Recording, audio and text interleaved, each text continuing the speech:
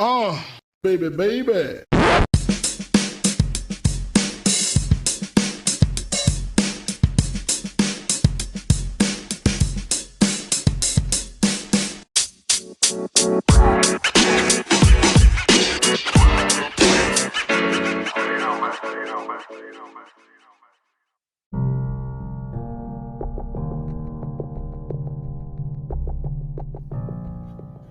Good evening. It is October 5th, 2020. It is your boy, NotoriousSA, aka Steve Anderson, aka heir to the Anderson Pretzel's fortune. Some recent news. President of the United States seems to be feeling better. He's left Walter Reed Medical Center.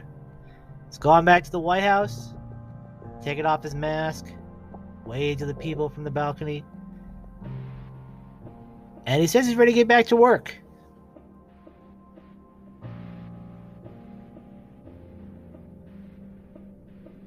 Is he, though? Do you think he's ready to get back to work? It's been 3 days since he was diagnosed with COVID-19, and not that anybody can truly know the full extent of the medical circumstances, but it sounds like he was pumped full of every experimental drug that they have in an attempt to check every single box as to find any way to have him not suffer from the virus.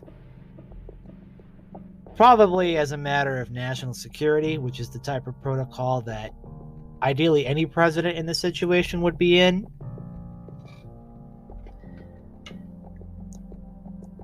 But I don't know if Trump actually wants to come back to work.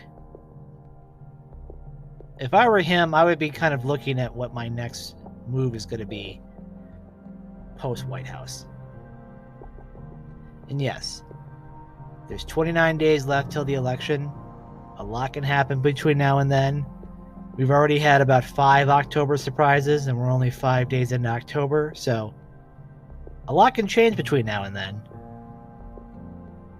But if the numbers hold, if the polls are correct, and the betting markets are on track, it looks like Joe Biden is going to be the next president of the United States. And you know, if you listen to the last episode, you heard me spoke to many people in the Trump crowd. He has the faithful, right? He has people who truly believe in him. He has operatives in the party who are working on his behalf. And it definitely appears that the last strategy that they have to try to fight the impending tidal wave that's coming is to fight tooth and nail on every ballot, to find every technicality to knock them out, and to promote anything that they can to try to reduce the turnout for Joe Biden.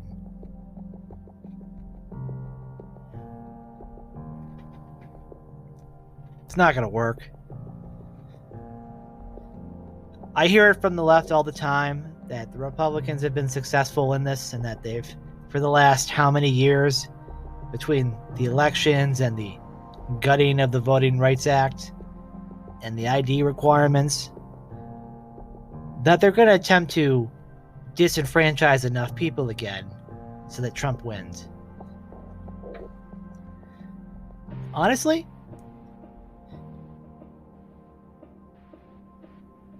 if I were to give advice to my fellow Republicans out there, is that the more effort you put on trying to fight on technicalities over ballots, the more you try to limit the potential pool of voters, particularly in a time when interest in voting is higher than it's ever been, you're setting yourself up for failure.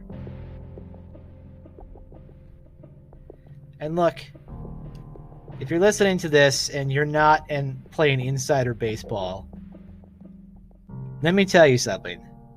The Republican Party, at the state, local, and federal levels, the party chairs, the operatives, the people who are still trying to make the mechanisms work,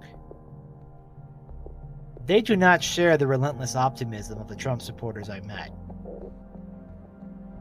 Many of them haven't been fans of Trump in the first place, but they stick with him, they're team players, and they say what they can, and they try to tie it back to being successful at the local level. But it's not working. It's not working, guys. You know, it's not as if we live in a vacuum here and don't know what happened. We've already had one election since Trump has been in office, and it was the 2018 election. And you know what happened in that election? Republican districts have gone blue. Districts that have been Republican for years. Districts that are drawn for Republicans are now in Democratic hands. And sure, the Republican Party is making gains in the rural parts of the country, in the ex-urban parts of the country. They're gaining white working class voters, which is a pretty stable and reliable voting bloc. But the numbers just aren't there to counteract what is happening on the other side. It may seem strange to people, but Donald Trump becoming president has been what I believe to be the greatest boon to the Democratic Party since Obama first entered the scene back in 2008. And not because they're obviously thrilled with their candidates, but they hate this man. They hate him with a passion. Whereas I try to maintain my stoic, sometimes considered cold, calculated version of the world front and center, where I try to measure variables and try to measure numbers and have projections. There is a visceral dislike of this man among a large segment of the population. And you know what population has the most problem with Donald Trump? Can you guess?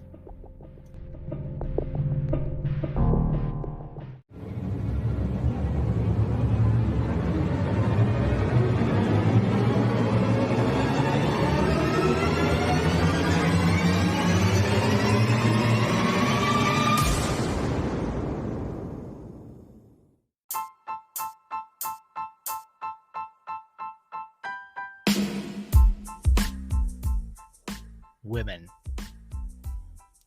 Women voters do not like the president. Now, I spoke to quite a few women at the rally on Saturday. They varied in ranges. Middle-aged white women, older white women, younger Hispanic women, younger white women. But overall, women have not taken kindly to President Trump. And for the Republican Party, this is not a new phenomenon. They've been on the losing end of women for as long as I can remember. Let's give you some quick numbers here.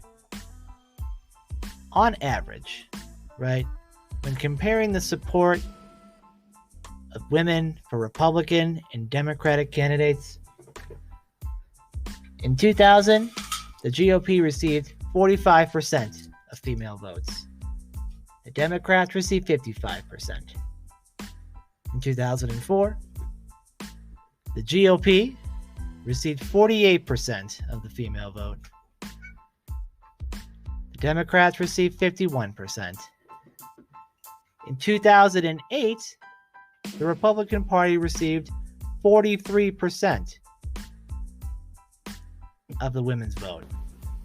The Democrats received 56%. In 2012, the Democrats received 44% of the women's vote. The Democrats, 55%. In 2016, the GOP got 41% of the women's vote. and the Democrats got 54%.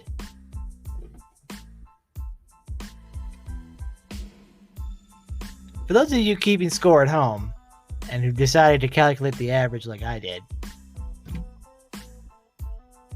over the last 5 election cycles, the GOP has averaged 44.2% of the female vote, and the Democrats have received 54.4%.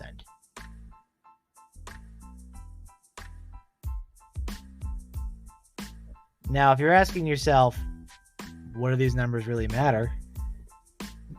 Women make up a larger part of the electorate than men do. And women are increasingly trending in the direction of the Democrats. The Republican Party at one point took this seriously. They pushed to have more female candidates. Even Donald Trump has seen the value of having female staff members. Right? They want to give the appearance that they're doing everything they can to appeal to women voters. But what I don't think they understand is that there's a much, much deeper problem here.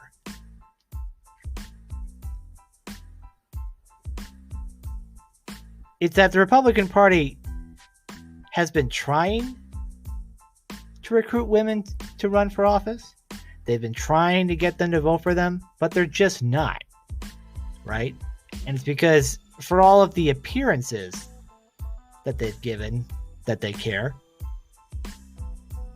the Democratic Party has gotten as part of their brand that the GOP is a party filled exclusively of old white men. Not to say that old white men don't make up a significant portion of both parties, because they do. But the GOP just has less diversity in it by the numbers. Not to say there isn't diversity, because there is.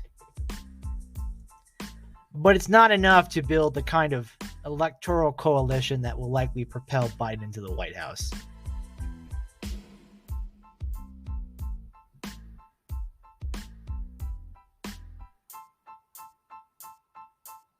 My cats are play fighting, so it's pretty cute to watch. What's the GOP to do in this situation?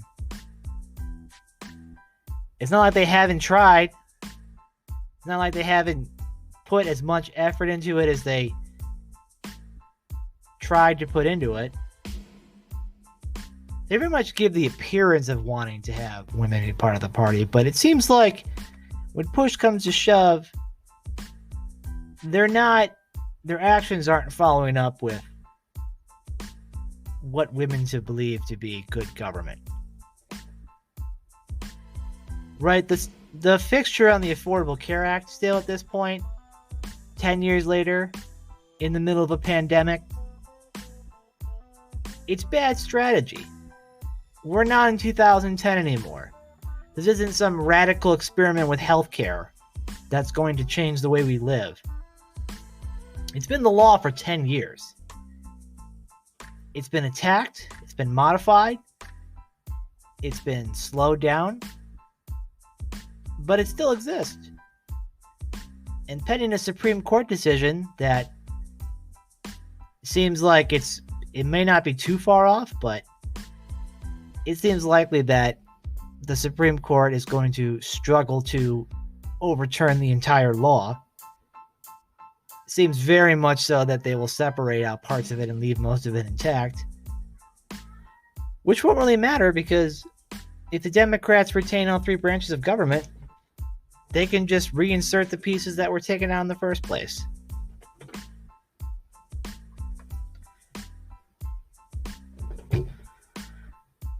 The Democrats have a female VP, Kamala Harris. Joe Biden is up with women by 18 points. Sorry, there's a gender gap of 18 points. Women voters favor Biden by 11 points, and men voters prefer Trump by a 7-point margin. So what we essentially have is a larger voting demographic that has a larger bank of support for Biden than Trump has. What I've been trying to tell the Republican Party for years is that while you have a consistent base now, and you may have had one for the last 2 decades, it's not going to hold in the future, right? The millennial generation, my generation, I guess, doesn't seem to be taking the bait. The kids after me, the Zoomers, Generation Z, whatever you want to call them, sure, I've seen a few of them that fall into the conservative range, but not a lot. And if most social media sites are to be understood in terms of the overall size of the communities, the Republican Party is not favored among the youth. It's not favored among minorities, and it's not favored among women. Not all women. White working class women without a college degree are still in the GOP's camp, which fits with the men without a college degree and some men with a college degree. But again, this coalition of voters is stagnant, if not dwindling, right? You can't jack up the rural areas of turnout and expect it to take over every time, particularly when the raw numbers and number of voters is in the suburbs and urban areas. And when the GOP had control of the suburbs, they still had a chance to counteract any large prevailing urban Democratic machine at a statewide level, and maybe even for Congress. We don't have that anymore. Gerrymandered maps have been redrawn, giving Democrats more of a fair shake. Democratic maps have yet to be redrawn, so they'll still have an advantage in places like here in Illinois. And even in areas that were drawn for Republicans, they are now turning into Democratic strongholds. And it's not like any of this is new. The Republican Party knew in 2013 that their strategy of old wasn't working. And in 2014, they tried to implement this strategy. And with the voting turnout being as low as it was, they did just enough to take back the Senate, to win governorships and state houses. 2015 was the peak of Republican dominance in this country. And then Trump came. And within one cycle, it's all gone. But Steve, what about the Senate, you may ask? What about it? The Senate went from 51 to 53 GOP senators. So if your primary task was trying to add judges to the bench, which McConnell's primary objective was, then great. Then you got all you need. It's not a supermajority, though. And it may be enough to barely pass any bills that you want, but you lost control of the other half of Congress. And the other half of Congress really matters, because if you can't have control over the legislative process in all three aspects, then you're going to have to try to compromise with those around you. But they didn't.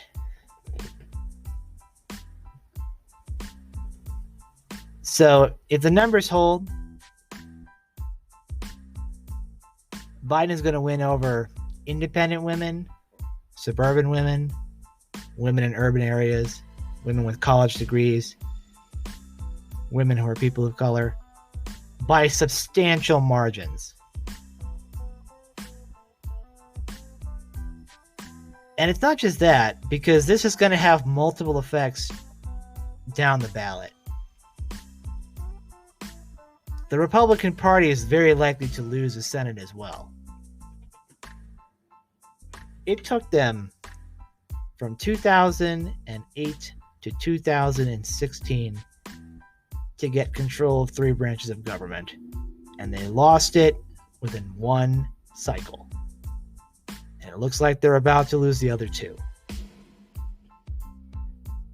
The last thing they're going to do is probably finish any judge they have left, along with the last Supreme Court justice, who is a woman who is highly qualified for the job, but is replacing Ruth Bader Ginsburg, feminist icon, millennial superstar.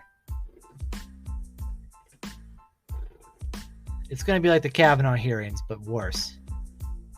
Also, since some senators have COVID, they're still not sure how this whole hearing thing is going to work. But I can tell you now, based on the numbers we have, Republicans aren't trying to win women over. They're done trying to win over people of color. They're attempting to maximize base turnout and put up every hurdle imaginable to the Democratic vote. But the numbers are just so large, I don't see how any of that is actually going to work. And look, man, you may not like it. And for all the people who I interviewed who thought maybe I was a Trump supporter interviewing them, I never said I was a Trump supporter. And I've clarified in this podcast and in my public statements, I've been against Trump since the beginning. In my mind, he's bad for the GOP. And so far, the numbers have borne out. I wrote after the 2018 midterms that the GOP has been failed by the president, and it's only been worse since then. If the Republican Party or some other center-right coalition is going to exist in a post-Trump era, it's going to have to find a way to incorporate a new message. And they may have to lose some voters in the process. It won't be easy, but the Republican Party cannot continuously have a double-digit gap with women if they ever want to be successful, ever again. And you know what? There's plenty of places in the Democratic Party where it's failed. We have black Republican candidates who are female. We have Latina candidates who are female. You know, there is a real opportunity here for places where patronage and democratic machines have crushed people and women can stand up and fight for it. And the Republican Party might be the only vehicle in some places where they can. But if the brand is too damaged, we're not going to win women back.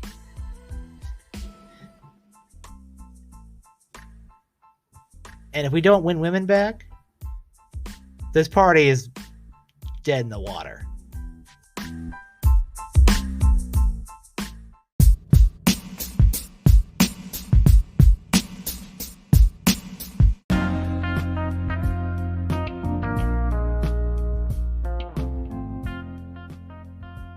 I've often been asked by my Republican colleagues, what exactly my beef is with Trump? Why aren't you more afraid of the left, they say. Why aren't you more scared of the Democrats? Look, Trump's a bad guy, but we didn't elect a preacher. He fights. He says what he thinks. He doesn't believe the fake news. The Washington establishment hates him.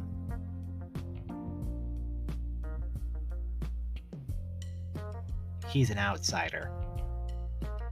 We've heard it all before. And I've elaborated in different articles over time my particular issues with the president. The abandonment of free trade and cares about the deficit. Core conservative Republican values up until Trump became president.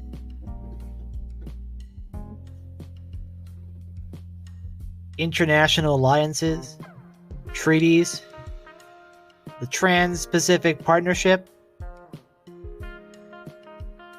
These were all important ideas that were championed by this party up until very recently. And it's almost as if one man had the power to change the entire platform to whatever he wanted it to be. And sure enough, GOP platform now is simply a one-page form saying we support the president, and we're just going to use the 2016 platform over again because we still haven't gotten out of the 2016 funk. We're still in that same awkward spot we've been in for the last 4 years and have found no way to get out.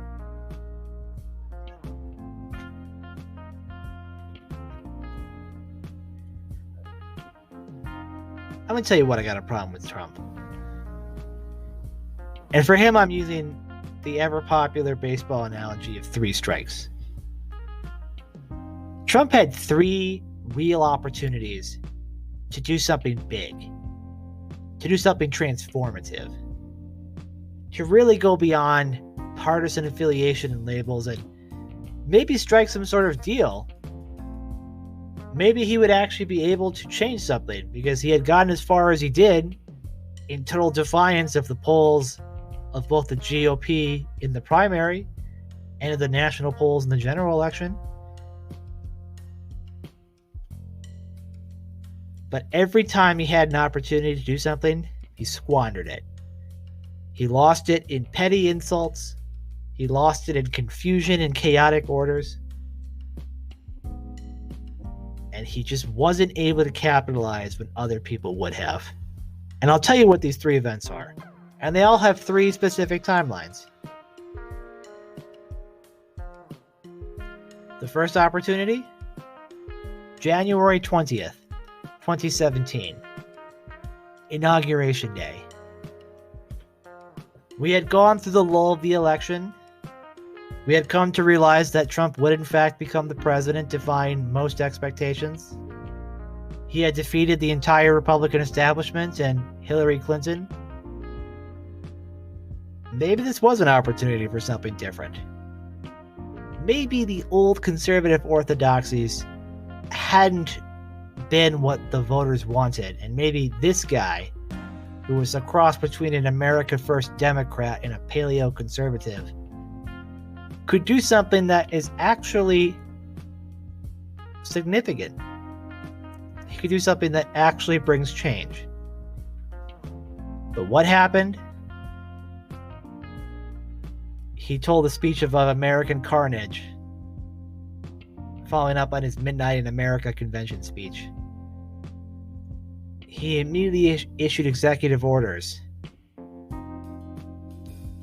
banning certain travel from certain countries for certain individuals without clarification, without real forethought as to what would happen at the nation's airports. And within hours, after the protests had subsided after the election, they had started up again. The Women's March, the day after the inauguration, the protests at all the airports in the cities, the immediate attack on immigrants show that when given full power, Trump gave in to his baser instincts. He could have started on something that had a lot more appeal. He could have made Infrastructure Week the first week. He could have made it the centerpiece of his agenda. But instead it became a running joke.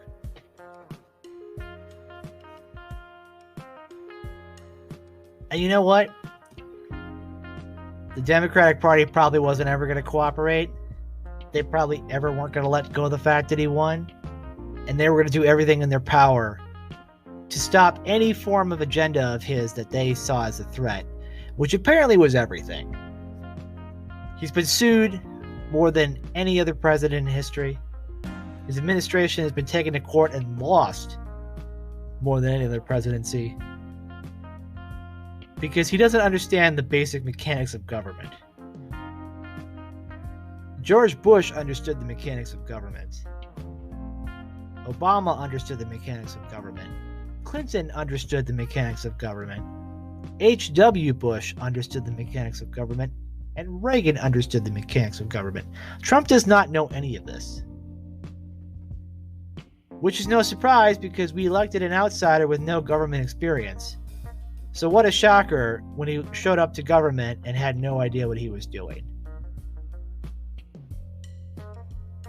His constant need to make decisions himself instantly and without consultation and without discussion of trade-offs and repercussions has got him in trouble the entire presidency. And it wouldn't get any better, right? It would just be constant fights. The closest thing that they had to changing something, a change in the Affordable Care Act, fell short. And when John McCain voted no, many people of his party turned against him.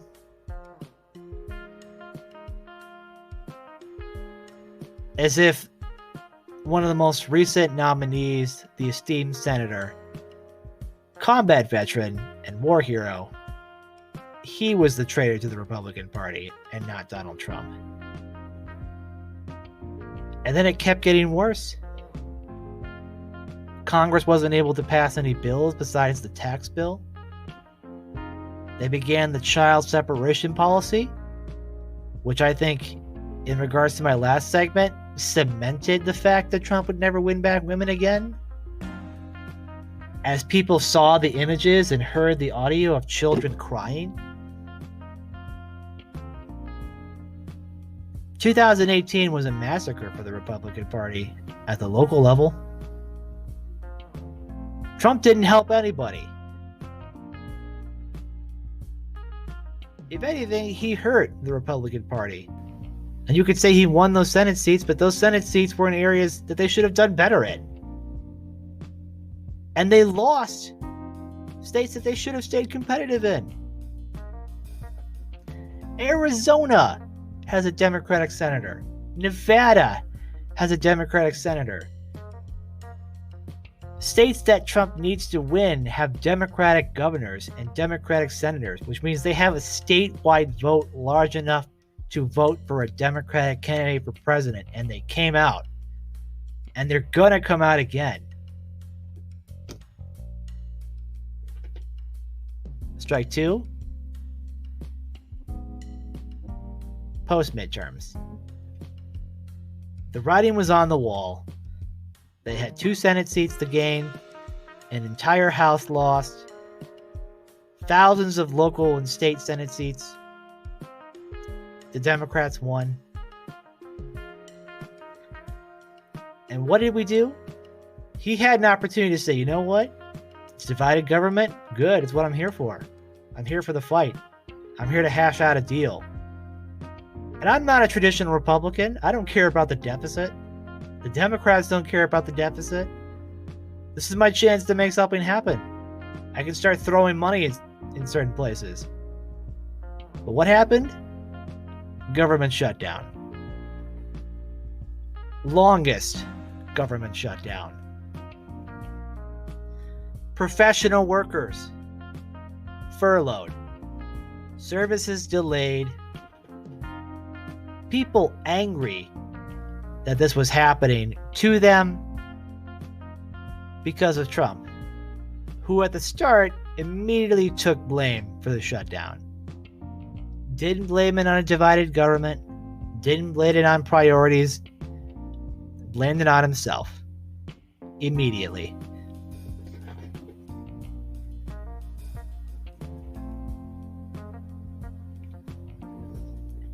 And after the Mueller report, what did he do? He went out and solicited help from Ukraine to get dirt on Joe Biden. And we had an impeachment trial. It took all of 2019. While the virus was tumbling away in China, waiting to spread globally, we were discussing whether or not the President of the United States should be removed from office after being impeached in the House.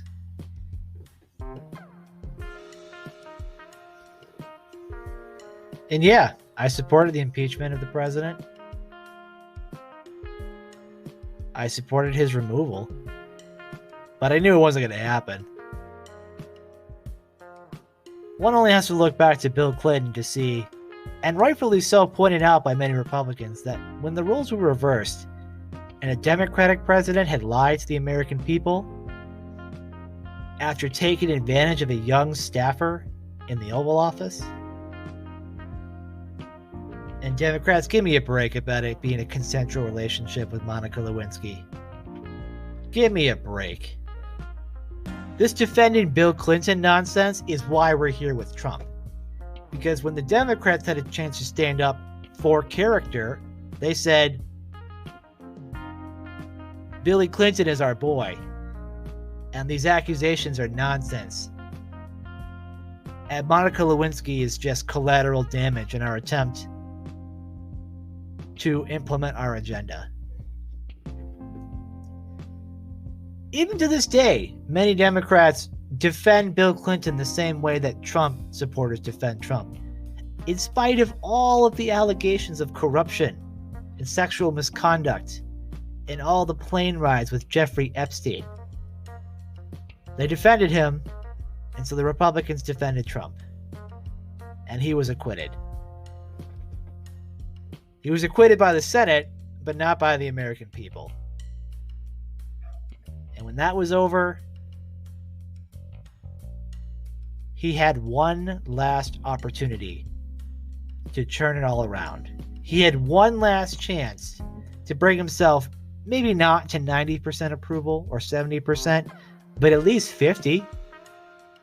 At least above being disliked more than liked.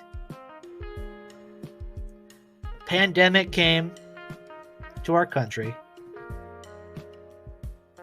States were shutting down. People were running out of work. The job market had been disappearing. And Trump's primary concern was to keep the stock market numbers up. He was concerned about presenting control over a virus that he did not have control over. And you know what? In the start, sure, there were pandemic playbooks, and sure, he disbanded some agencies involved with it, and sure, he didn't listen, right? But you know what? It could have taken any president by surprise, and with how fast it spread, maybe Hillary Clinton wouldn't have been as effective as we think. But when the time came to really do something about it, right? When the time came when Trump could say, you know what? This is the time to spend as much money as possible and throw my name all over it and take credit for it, he couldn't. We had the initial stimulus act, and that was it. He wanted to act like it was over and that we were done with the virus and that we could go back to our lives. I don't understand why he just didn't decide to just start signing large amounts of money over, right? And not in the nonsense payroll tax deferment that he did, which nobody wanted and asked for and is going to cause more problems than it solves. But he could have said, hey man, Republican Congress, Republican senators, we're in a crisis and I'm not prepared for it. But I know you guys love to spend money as much as I do. So why don't we just keep writing checks to people? If we keep writing checks, then maybe, just maybe, people will think I actually care and have some sort of handle on it. But no. The same Republicans who didn't give a damn about the deficit before this, all of a sudden were now concerned about deficit spending in the middle of a pandemic. As if the tax cut bill of late 2017 didn't result in a massive deficit. As if Trump hasn't signed budgets where more money has been spent than collected. As if the deficit hasn't risen every year substantially since Trump has taken office, when times were good. But now is an emergency, and now consumer demand is falling, and now businesses are shutting down, not because of some sort of economic force, but because of a virus that's literally threatening people's lives. And he didn't capitalize on it. Which to me is, if you're somebody like him who doesn't have to follow the rules, if you don't have to follow the traditional conservative playbook, what are you doing? Why haven't you written more checks with your name on them? Why haven't you sent these out monthly? Why haven't you convinced the Republican Senate to agree to this? he very much picks and chooses what parts of the GOP platform he wants to enforce and which ones he doesn't.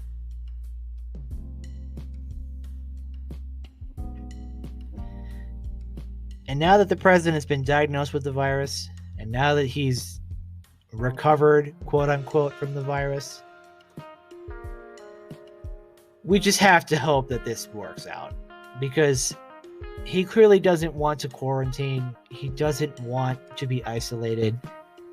And as a person with more power than any human being I think we've ever realized had, he can go where he wants and do what he wants while carrying the COVID virus.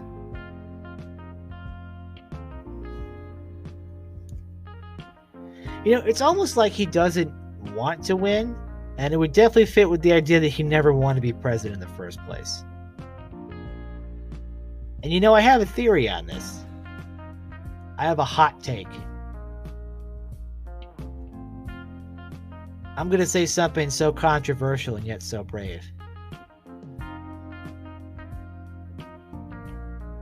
The Trump presidency has been a success for the opposition.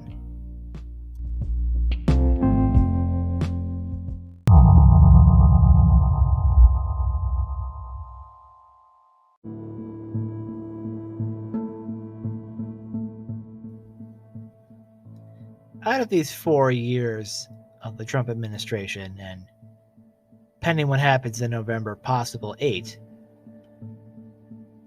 there has been some successes. And I don't necessarily mean with the Trump administration, although even with them, a broken clock is right twice a day. The First Step Act is a major criminal justice initiative that we should celebrate, that helps offenders reintegrate into society. The president has actively commuted and pardoned people who are very much deserving of it. Some less so, but he's definitely made the effort when presented the facts from the right people, i.e. Kim Kardashian.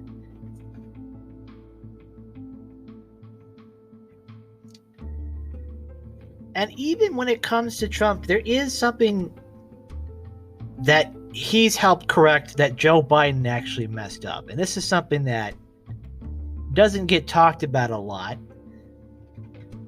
Not as much as it used to. But during the Obama administration, the Department of Education released a Dear Colleague letter.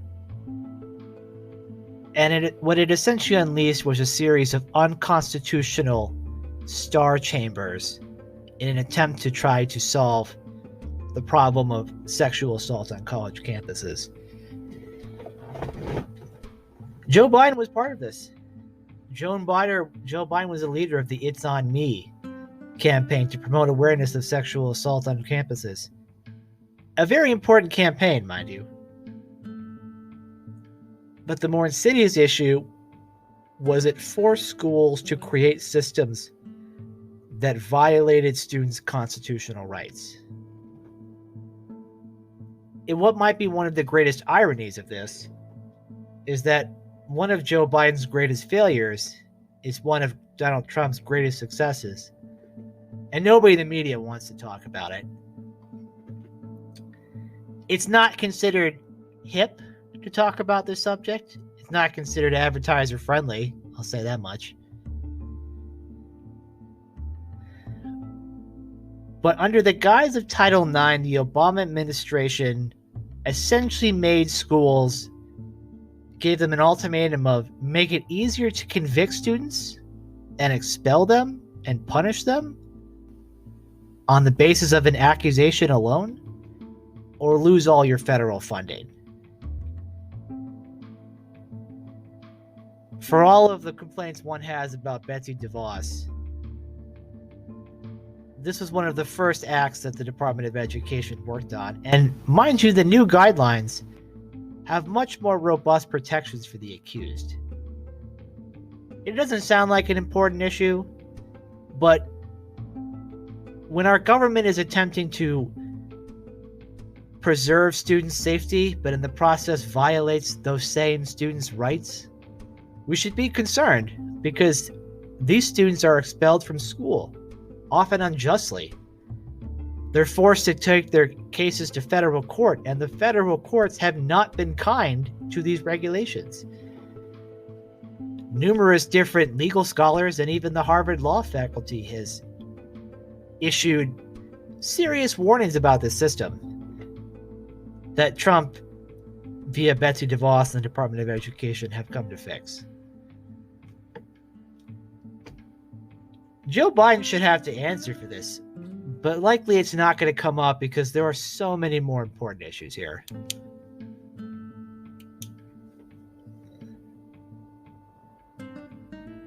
And you may have heard me earlier give that hot take about the Trump presidency being successful. It's been successful if you're a Democrat, if you're on the liberal edge of the party or the left. And think about it, right? Since Trump has become president, groups like Planned Parenthood, the ACLU, Moms Demand Action, right? The gun safety advocates, the pro-choice advocates, the pro-immigration, their fundraising numbers have been off the charts since Trump has become president, right? Newspapers like the New York Times, the Washington Post, that were struggling for subscribers saw massive rises in subscriptions. Digital subscriptions, likely, but still, people wanted to get news. People are active. People are more involved with this government than I think they've ever been with Obama or Bush, right? And maybe that's because Trump's in-your-face all-the-time style demands it of us. And maybe it's a feedback loop where the media loves to cover things, to find wrongdoing among his staff, to find bad tweets and bad actions and put it all on the president, which, since he chooses his staff, is sometimes, and frankly, deservedly his fault. The Democratic Party has come back. Not because it's rallied around a central figure like Obama, but because it's rallied around an opponent. Donald Trump and Trumpism, right? This man who, if we think about it not too long ago, was actually a Democrat, also part of the Reform Party, right? Also essentially a New York elitist. Took control of the Republican Party and has bled voters ever since. Many of these center-right voters now are Democrats, or at least independent Democratic voting constituencies. It's not just Trump that loses voters. It's all the candidates down the ballot that share the same party affiliation that lose out, right? I can only imagine, if the numbers hold, exactly what kind of turnout we're going to see down the entire ballot. But it's very likely Democrats will take more seats, and that Republican incumbents in areas that barely held out in 2018 will almost certainly lose in 2020. And depending on what happens with the census and the remaps, if the population changes, the Republicans won't have the advantage of being able to draw the maps for themselves in most states. Right? The artificial constructs that they've created to help boost their power are fading away. They're coming under scrutiny. And yes, the Supreme Court has said that gerrymandering is left at the state level. And then what happens when the Democrats win at the state level? They can implement a plan, right? Because even the most fair forms of gerrymandering will likely result in more Democratic seats just based on the way the population trends are going. The RNC is running out of money. The DNC's never had more. Donald Trump has pissed away $1 billion, and Joe Biden is raking in hundreds of millions of dollars. Days after the death of RBG, Act Blue raised almost $200 million to disperse to Democratic races across the country for Senate.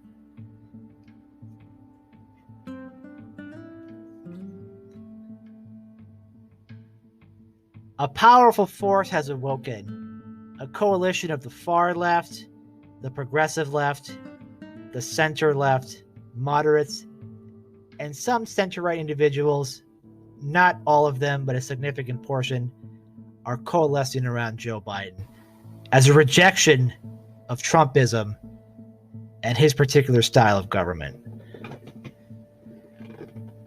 You can see with things like the Lincoln Project, the quality of the ads alone and the social media is terrible with the RNC. They have B teams and C teams making presidential and senatorial campaign ads.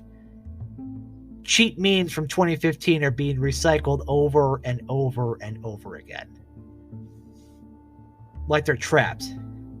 Like they know there's only one audience that really matters, and I have to appease that one audience all the time, even when it means that everyone else around me hates what I have to say and hates my allegiance to the president and will very much cost me my job. I'm too afraid of him to speak out unless I'm sure that I can survive any sort of attacks, which is very few Republicans. Mitt Romney, governors on the East Coast, Republican governors in blue states, these are some of the few places where they have their own brand. They have their own kind of style that doesn't necessarily involve him. Right, but that's few and far between.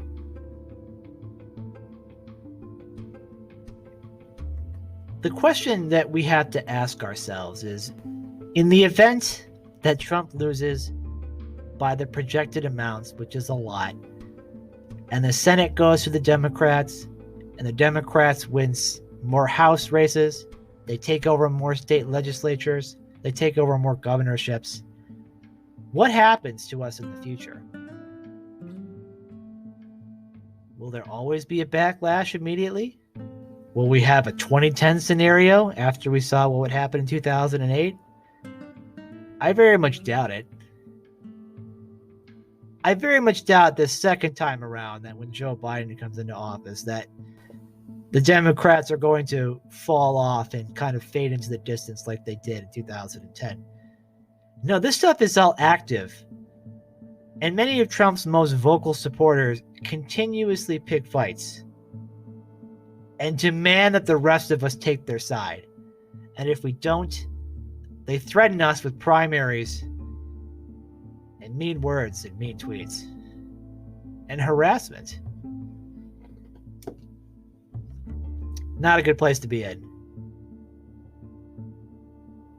If anybody listens to this and is a fan of the show How I Met Your Mother, if you haven't watched it, you should. It's good. And if you have watched it, I keep thinking of a very specific episode of How I Met Your Mother. It's the one where Ted is out partying with his students, and they're out so late that they actually see his friend Robin Scherbatsky's very, very early morning press conference. Show, because she's a journalist. And she has this particular tick where she says, but and it's a drinking game the students play. Right? And it's very funny because obviously she doesn't know, and when she finds out, she is shocked to find out that she says it that much. But she catches on.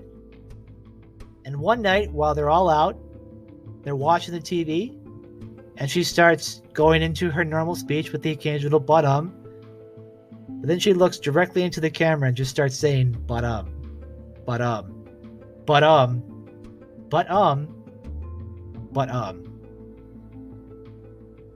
And Ted knows what she's doing. Ted knows that the rules of the game indicate that every time she says it, they have to take shots. And he says, guys, don't you see what's happening? Don't you see she's doing this on purpose? And the students say, we have to drink. She said, but And so they drink way too much, and they all go to class hungover the next day, to which Robin promptly shows up with an air horn and makes their pounding headaches even worse. This is what's happening with Trump and the Republican Party right now. Right? He's saying but and the Republicans are taking shots, and they think they have to because that's the way that they've been taught to accept authority. And all they're doing is losing their own voters while winning no converts and pledging more fealty to an unstable man.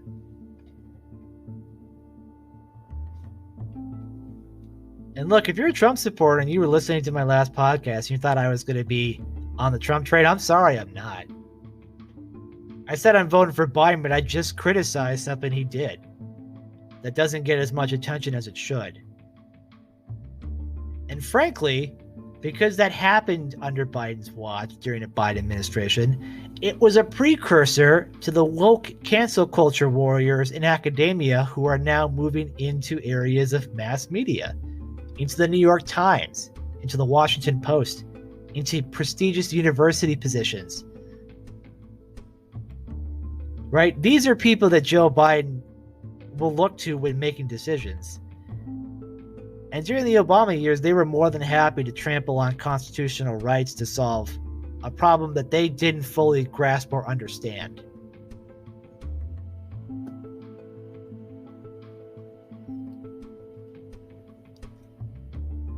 For a lot of people, supporting Trump isn't even about supporting Trump. It's because they see beyond Joe Biden. They see beyond Kamala Harris. They see some people on the left who are very, very much not really part of the Democratic coalition, right? They consider themselves Democratic socialists, right? They're of the AOC brand, right? Highly effective on social media, not necessarily super accurate when it comes to policy. Green New Deal, it's not an energy policy. It's a plan to reorganize society. Admittedly so. This is what people see. And for many Trump supporters, they see people who don't like them and despise them and wish to take away every aspect of life that they've come to know. No more eating meat. No more airplanes. No more cars.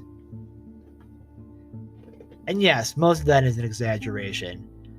But the fact that people like AOC think that the way to combat climate change, instead of taking practical steps that other people may agree to, like, I don't know, planting more trees and increasing fuel efficiency and expanding the use of less emissive fuel like natural gas or even nuclear power, that's not what they're calling for. They're calling for a substantial reorganization of how all society works.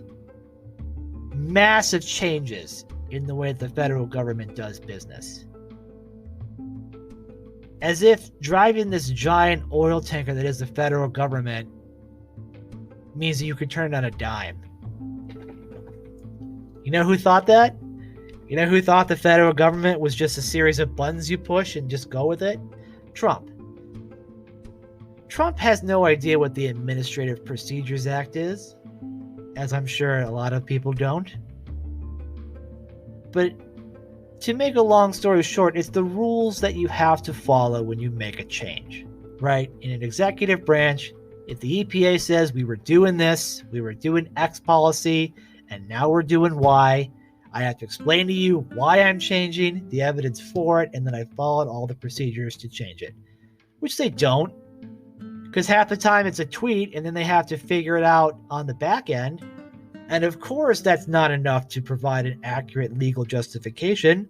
So a lot of these changes don't even go into effect because they don't follow the basic rules of how to change statutes and laws.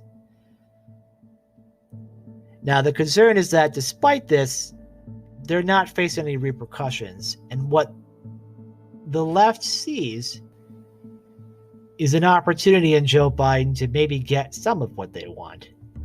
There are liberal forces on both sides who believe that the government should primarily be used to reward my allies and punish my enemies.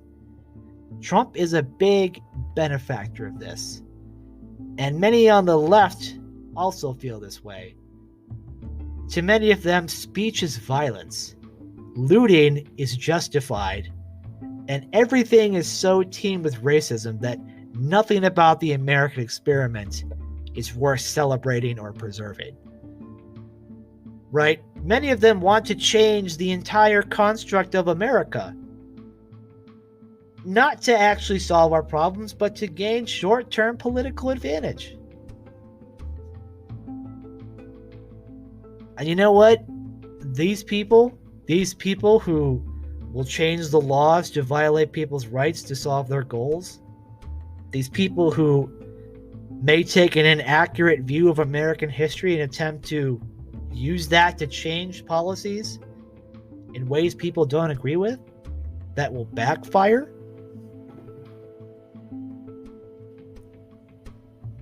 If Bernie Sanders had been the nominee, or Elizabeth Warren, or Julian Castro, or any of the Democratic candidates who decided that Obama's legacy was totally tarnished and not even worth mentioning or repeating, lost to Joe Biden. For now. It seems a lot like with Joe Biden, it's the right place at the right time. He's just far enough from the Obama administration to sort of walk away from the less interesting or good parts. He's got enough favorability with Republicans and the white working class to give him the boost he needs to defeat Trump. He lacks the polarization of Hillary. He has an old school way of going about him that people tend to enjoy. And yes, as I said before, many on the left do not like Joe Biden.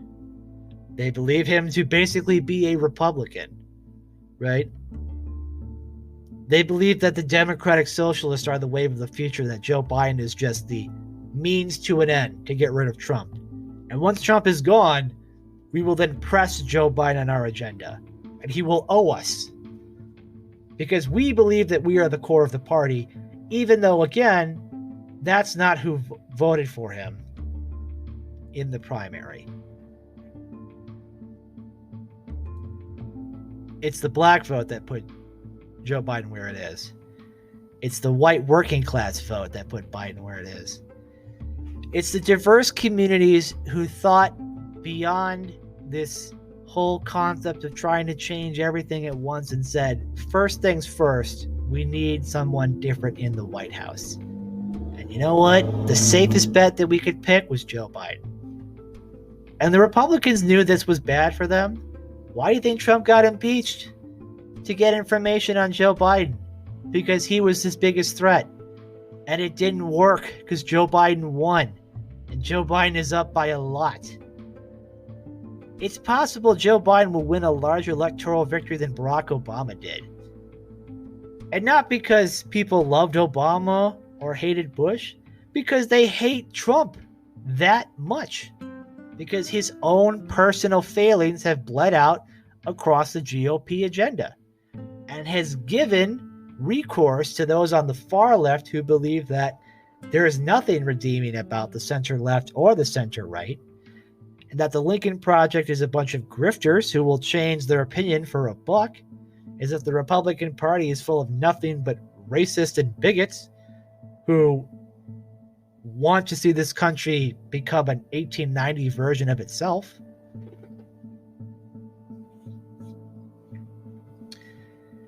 But guess what? Right now, in this moment in time, Joe Biden appears to be the man to beat.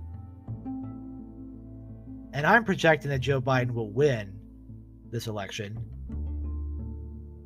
by a much larger amount than people think. And just to be clear, it doesn't take much. He has to win 3 states Trump won in 2016 to take the presidency: Michigan, Wisconsin, and Pennsylvania. all of which have Democratic statewide elected governors and offices and senators. So the votes are there.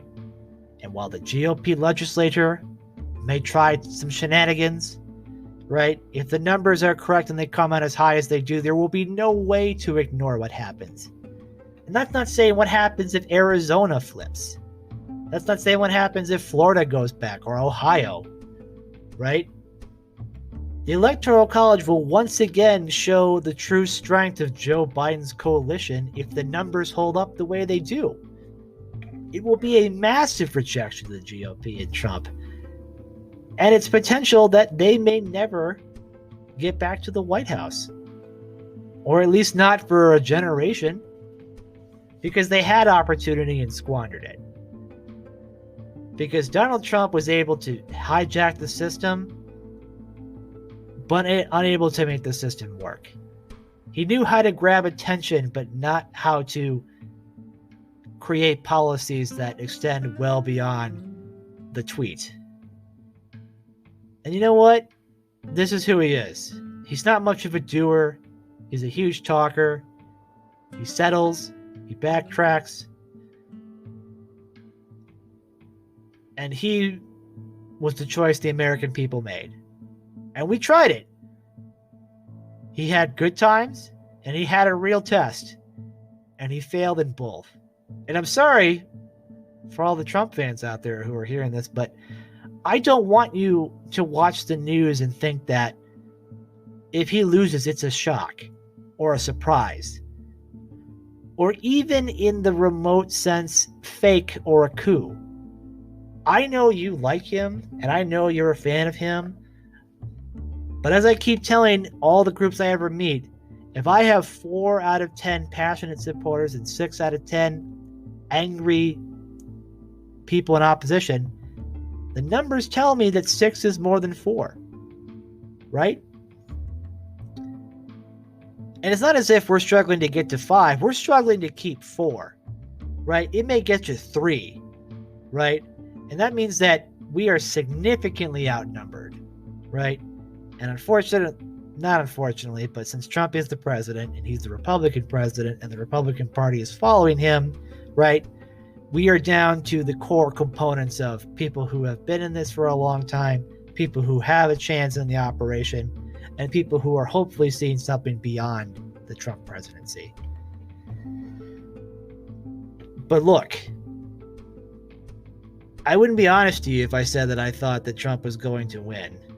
I didn't think so the last time, even though I believed he would come much closer than people thought. But the numbers in here are dictating that it's not going to go well for him on election night. And it's not going to go well in the days afterward either. And we're going to have to live in a world where Trump was the president and no longer is. And we will have to figure out as Republicans, what do we stand for? What do we care about? What do we work with on the Joe Biden administration? And what do we fight against? And if you're a Biden supporter, if you're a Democrat, if you're on the far left, or if you're on the center right, you should know this coalition is very, very untenable. It's partially anti-Trump. It's partially pro-Biden. It's partially a matter of a return to a more normal politics. But just know that the progressive left, I definitely think, will be much more active than they were during the Obama administration. Because for many, it went from being a history-defining administration to the collapse of democracy within 4 years. And sure, many people feel that way. Personally, I would be surprised if the last 8 years, all of a sudden vanished, because it didn't, right? Both Trump supporters and the far left act as if the Obama administration didn't happen, as if he still isn't a popular president who governed as a Republican would in the 70s and 80s, which means that he can follow ideas that are actually popular among the center left and center right. As if we don't realize that when Obama left office with 57% approval and, 30 whatever percent approval rating, that it's basically a mirror image of Trump, with the country anywhere between 57 to 60% not being in favor of him and 35 to 40% being constantly in favor. That may work once, but it will not work again, barring some act of God or super disaster that keeps Trump in office. But make no mistake, Trump's reign in office has been a boon to the left. It's been a boon to the industry of the anti-racist. It's been a boon to those who want to create changes that we may not be comfortable with.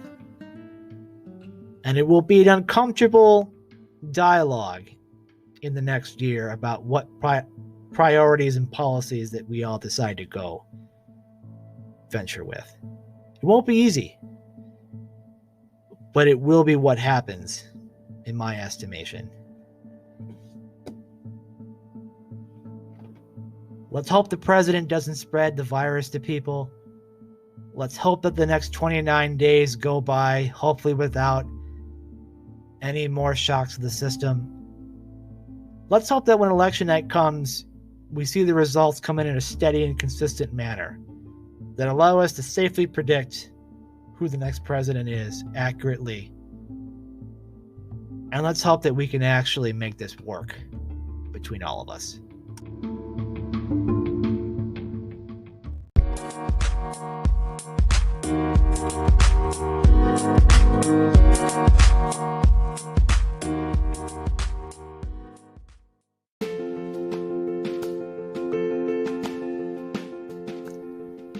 Big thanks to everybody who listened.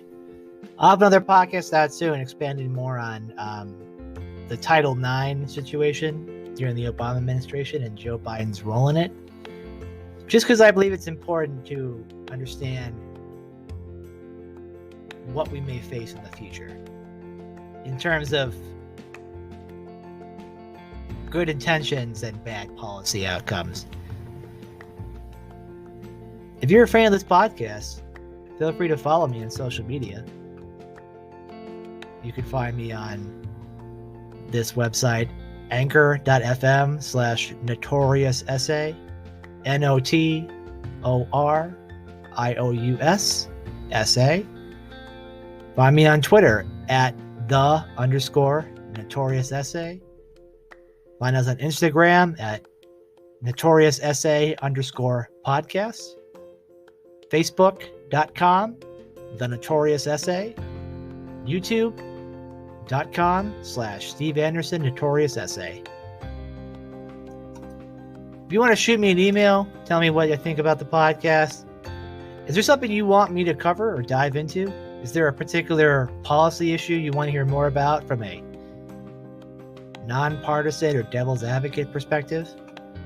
By all means, reach out to me. I have an email for you here. That's going to be sanderson84@mail.harpercollege.edu. I had this old college email account laying around that I wasn't using for anything. So if you have any questions, comments, concerns, email me at s_anderson84@mail.harpercollege.edu. Facebook, Twitter, Instagram, YouTube, the podcast service of your choice. Thanks to anybody who's listened, and thanks for listening to a different perspective. I promise I'm not going to pull punches on anybody. And you're going to learn a lot about what we may be up against in the next administration. So stay safe, take care, peace.